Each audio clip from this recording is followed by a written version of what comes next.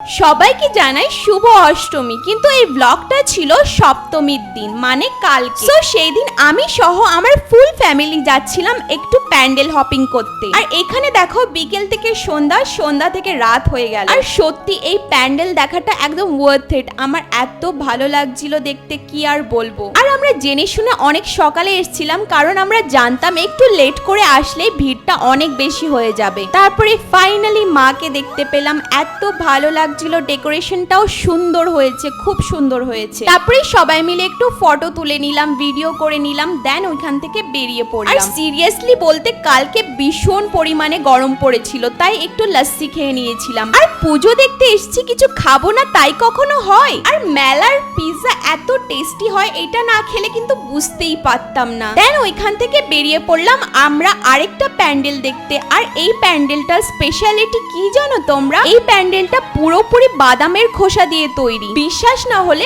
নিজেরাই দেখে নাও, এত সুন্দর কাজ যে কি আর বলবো। সো এইভাবেই কাটলো আমার সপ্তমী। আর তোমাদের কেমন কেটেছে কমেন্ট সেকশনে জানাতে একদমই ভুলবে না।